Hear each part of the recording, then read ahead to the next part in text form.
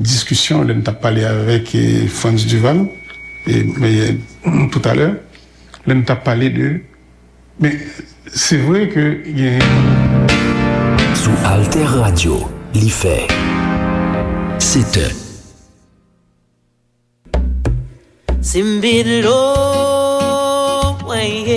Bonjour, ici Malou Beauvoir sur Alter Radio.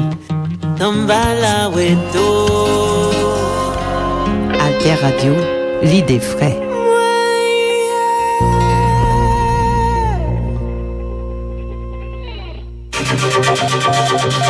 La plateforme Alter Press Alter Radio, leader de l'information utile et de la diffusion des idées en Haïti. Alter Press depuis 2001, pionnière de l'information en ligne. Alter Radio depuis 2015, pionnière de l'information web radio en ligne. Alterpress.org, alterradio.org. Sur les ondes 106.1 FM à Port-au-Prince.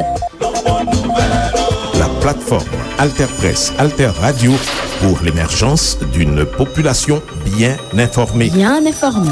La plateforme Alter Press, Alter Radio, leader de l'information utile et de la diffusion des idées en Haïti.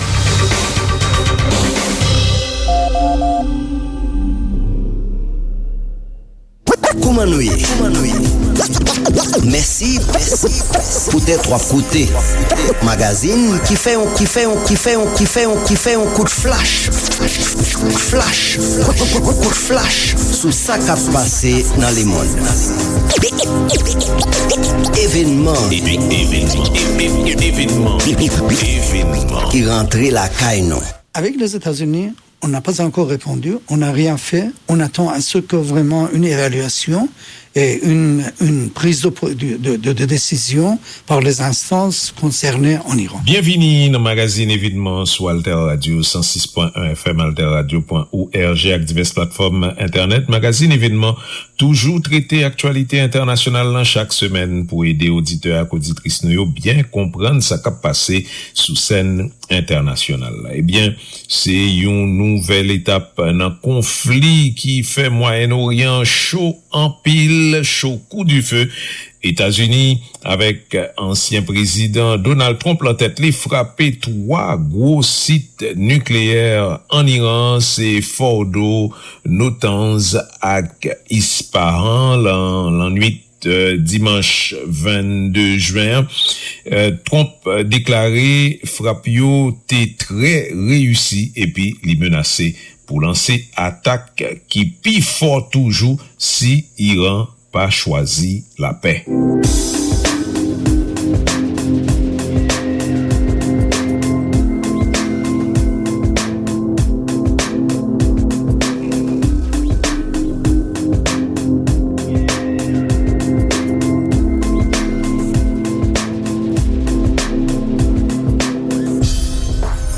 C'est une nouvelle page qui s'ouvre pour le Moyen-Orient.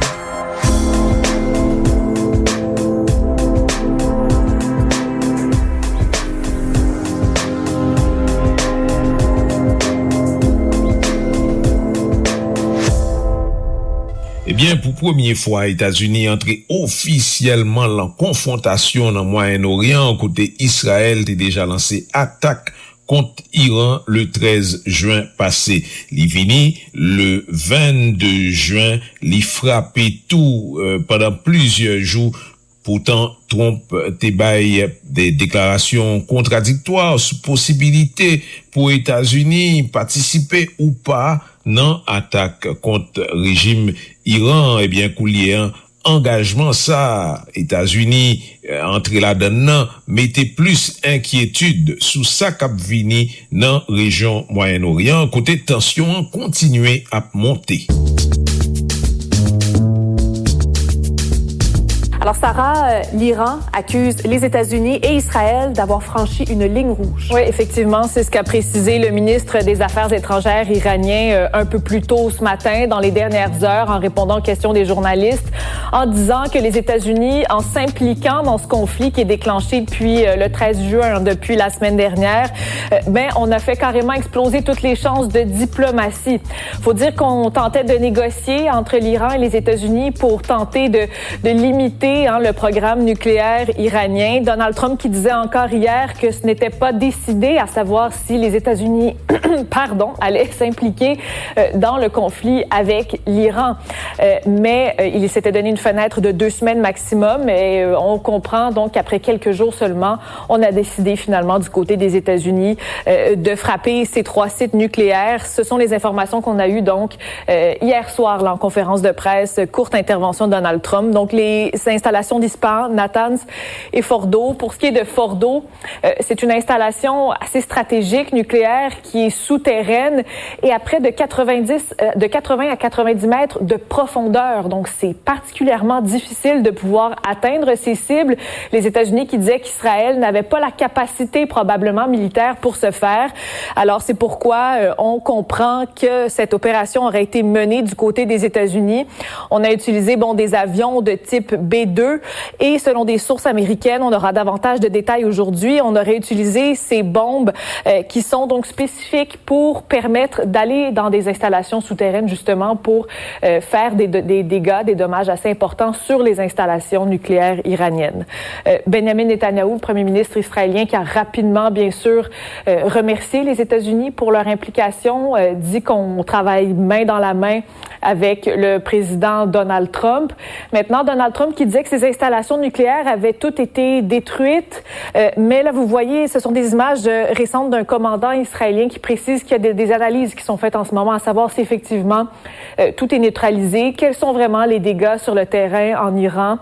Ça reste encore à voir. L'Iran avait quand même minimisé un peu justement ces dégâts sur ces installations militaires, mais reste-t-il que c'est une première implication ici vraiment des États-Unis. Ça marque quand même un tournant là, dans ce qu'on voit depuis la semaine dernière. Et rapidement après, en fait, l'Iran a répliqué avec une attaque contre Israël, plusieurs frappes. Oui, les tirs qui se sont donc poursuivis et on a donc visé des installations à Tel Aviv notamment, donc l'aéroport entre autres Ben Gourion. On est dans des quartiers résidentiels ici. Niveau d'alerte pour la population a été rehaussé également. Les activités essentielles seulement sont permises parce que vous voyez quand même les dégâts. Le président israélien a dit que les prochains jours seraient critiques, y compris pour la population, parce que l'Iran, on attend de savoir exactement comment va répliquer à tout ceci, à cette implication américaine. On comprend sur le terrain, bien sûr, que les frappes se poursuivent. On parle de plus de 80 blessés en Israël. Mais maintenant, est-ce qu'il y aura d'autres conséquences vers les États-Unis? Comment ça va se dérouler dans les prochaines heures, prochains jours? On va devoir surveiller tout cela.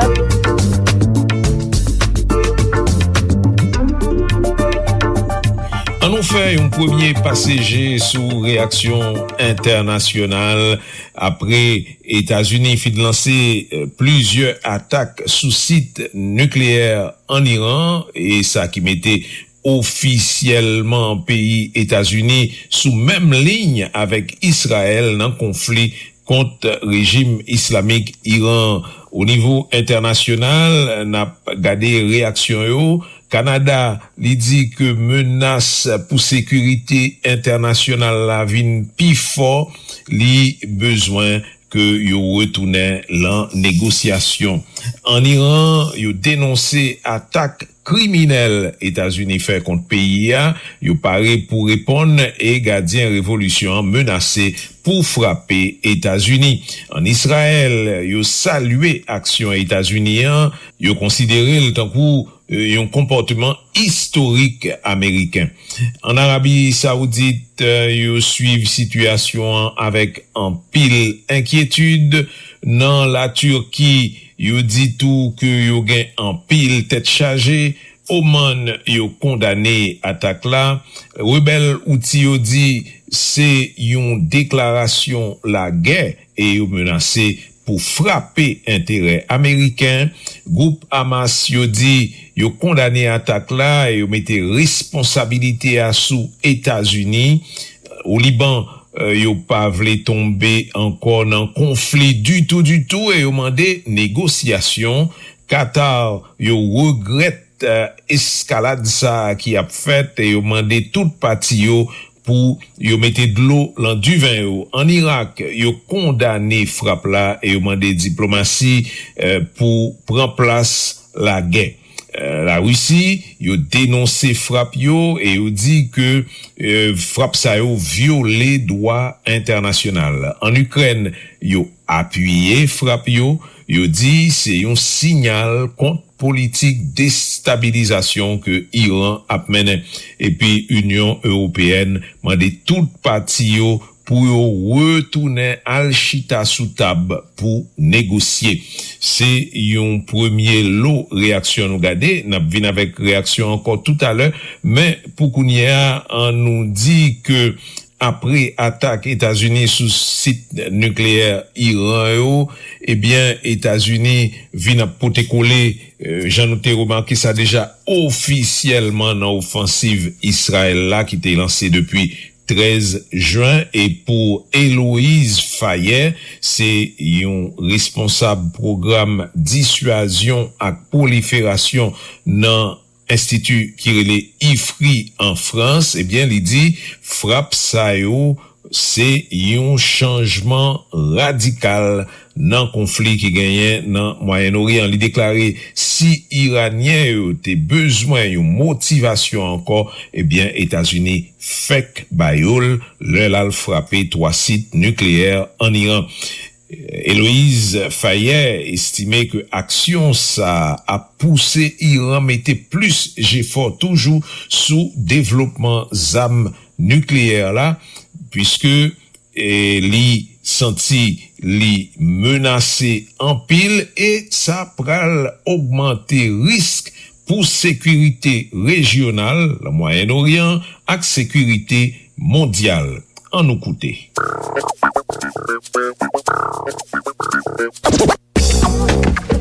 On ne parlait, en parlant d'une éventuelle intervention américaine, que de frappes sur le site de Fordo. Finalement, on voit que les sites de Natanz et Ispahan, déjà ciblés par l'armée israélienne depuis vendredi dernier, ont eux aussi été frappés par les Américains. C'est une surprise pour vous ?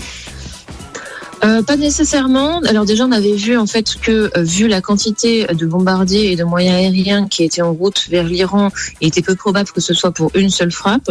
Et puis surtout, il était encore difficile d'évaluer en fait les dégâts effectués par les opérations israéliennes qui, on le sait, ne disposent pas des mêmes bombes pénétrantes que les États-Unis. Donc il est possible en fait que Donald Trump ait voulu entre guillemets finir le travail, en tout cas avancer dans le travail de bombardement des sites iraniens, parce qu'en fait, et à la fois Natanz et Ispahan disposent aussi d'installations enterrées, et donc là, voilà, les Américains sont un petit peu plus sûrs qu'il y a moins de choses qui pourraient participer au programme nucléaire iranien, même si à nouveau, ce sont pas les mêmes moyens qui ont été utilisés pour frapper les sites. On considère qu'apparemment, ce sont des missiles Tomahawk, donc tirés depuis des sous-marins américains positionnés au large de l'Iran, qui aurait détruit qui aurait avancé la destruction de Natanz et d'Ispahan, tandis que Fordo, effectivement, lui, aurait été détruit par les bombardiers B-2 et les GBU-57. Et Trump affirme en tout cas ce matin que les installations d'enrichissement d'uranium sont complètement détruites. Benjamin Netanyahou dit que la promesse d'anéantir le programme nucléaire iranien est tenue. De fait, il ne peut pas en rester grand-chose ou c'est trop tôt pour le savoir ?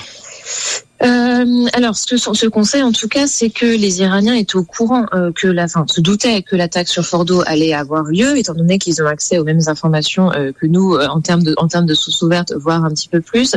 Et donc, ils affirment, alors ça reste encore à prouver, qu'environ 400 kilos d'uranium enrichi à 60%, donc ce vers quoi ils étaient allés le plus loin dans l'enrichissement d'uranium, avait été transporté en dehors de Fordo avant que les premières attaques n'aient lieu.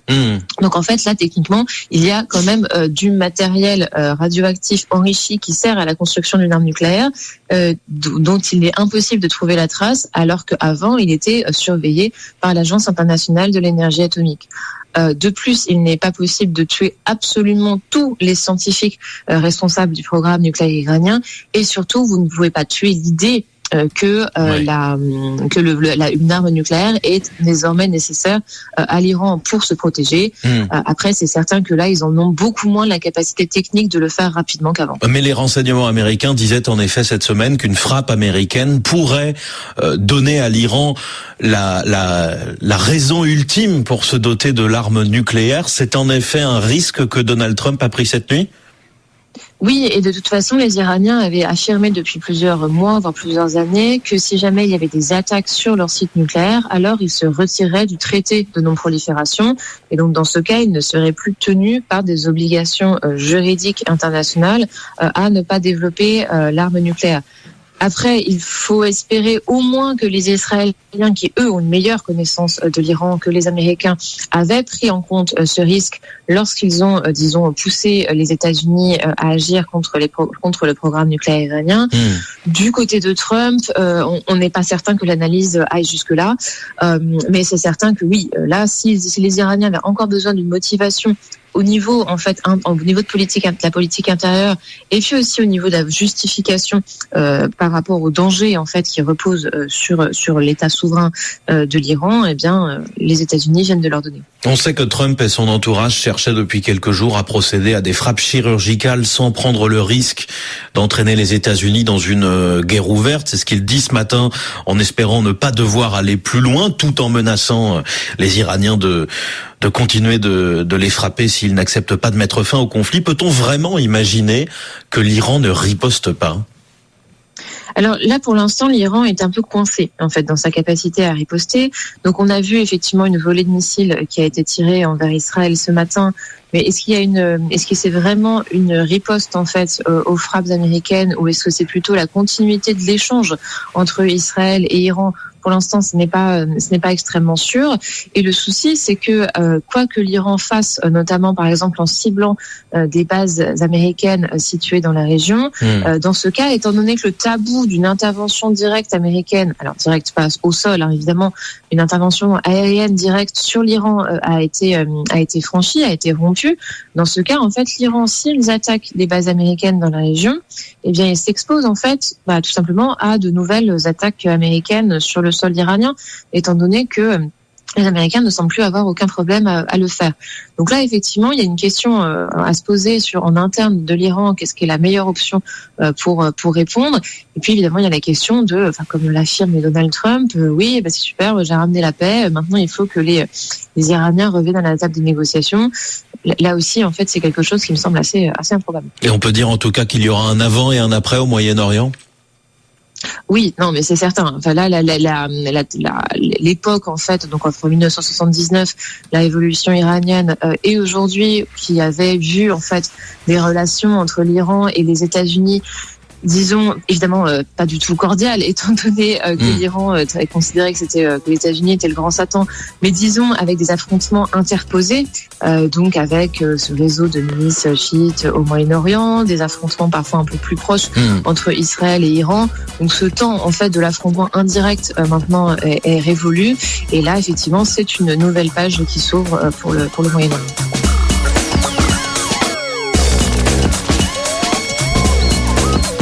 Nous retournons sous réaction internationale yo encore et nous gardons réaction la France qui dit que les gains tête chargée et demandé pour belligérant mettre de l'eau dans du vin yo, li dit li pas participer dans frappe yo.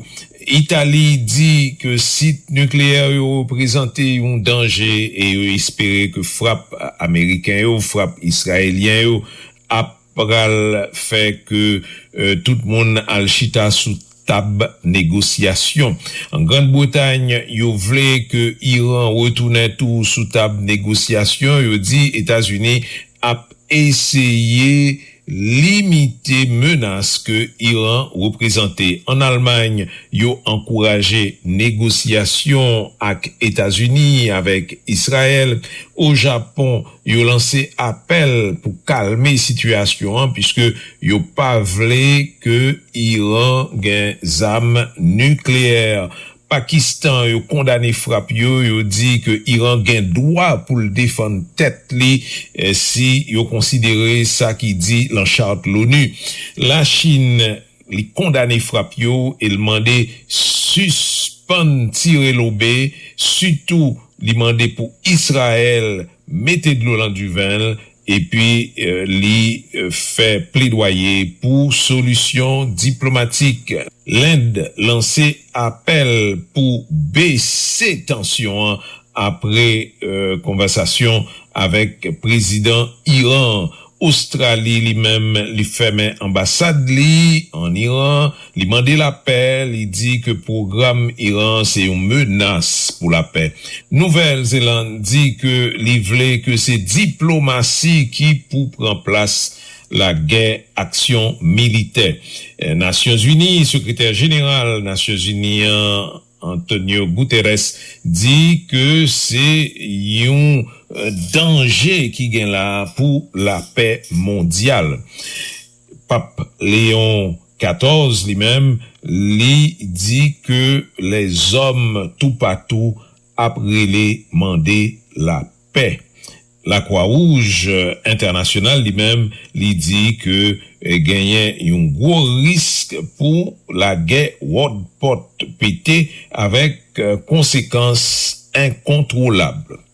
Kounia, on penché sous position Iran en détail, c'est ambassadeur Iran en France, Mohamed Amin Nejad, qui a parlé sous France 24 dimanche 22 juin, il déclaré États-Unis violé gravement droit international là, et c'est pas seulement installation yo frappé souveraineté pays Iran.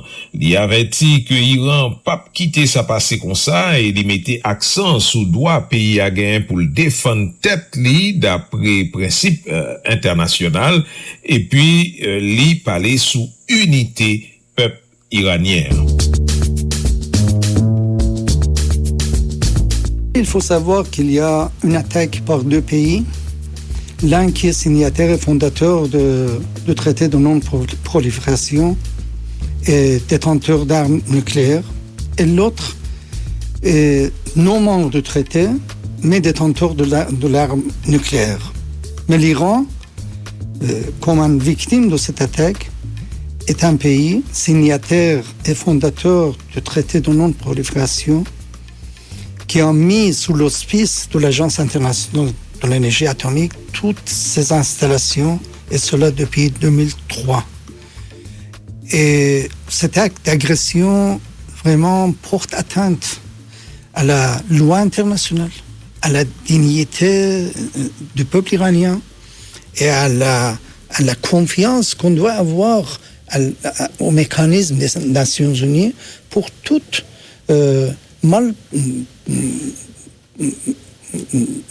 malinterprétation et toute différence de vue par le peuple et pays. Est-ce que vous savez tout d'abord ce qui exactement a été frappé et quelle est l'ampleur des dégâts sur ces 3 sites?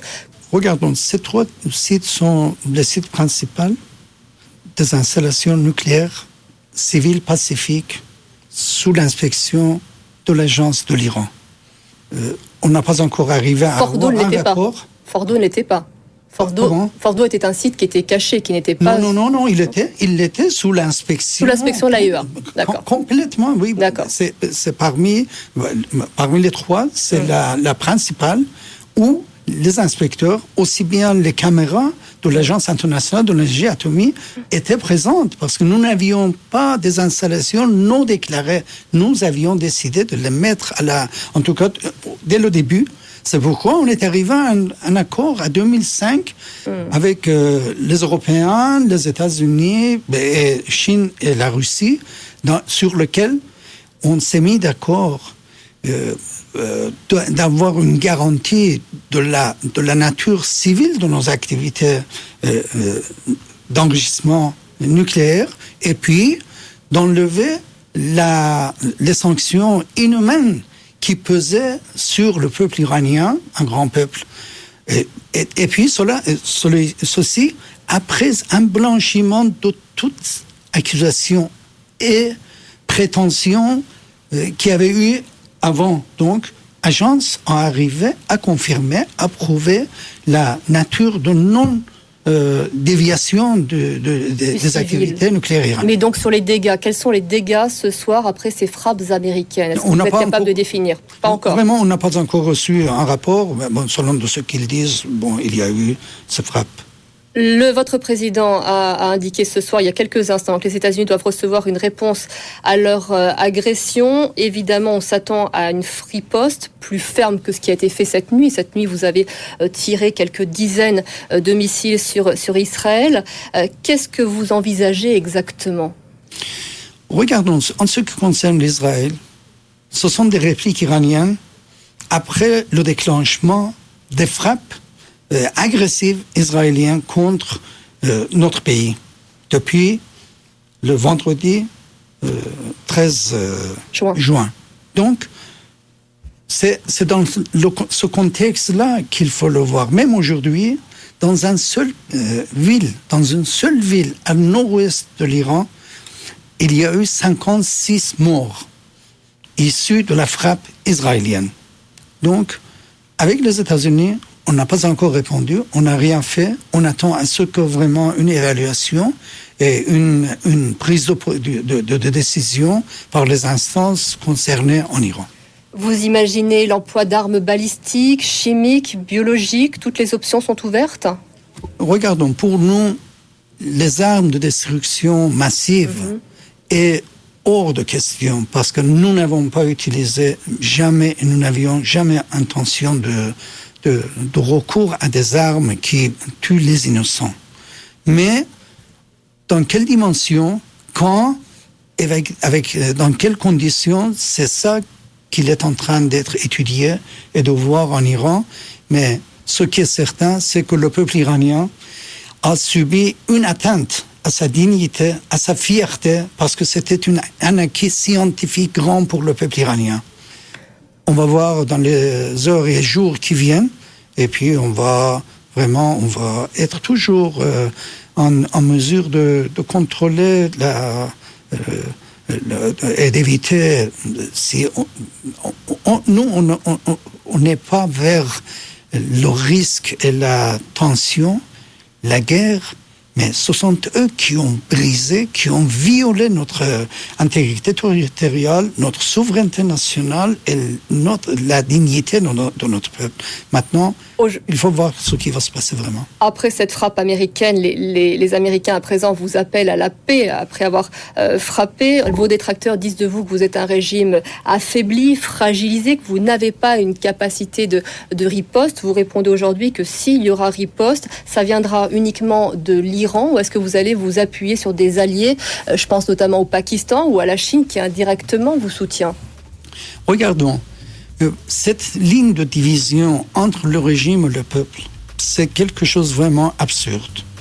Il n'y a pas ce sont des gens, des enfants du peuple qui ont combattu et battu pendant toutes ces années dans la guerre de 8 ans imposée et après, qui ont contribué à la construction du pays malgré toutes les sanctions et embargos. Donc, s'il y a une réponse, c'est une réponse du peuple iranien, de la nation iranienne contre une violation, une atteinte à leur acquis scientifique, à leur fierté, à leur honneur.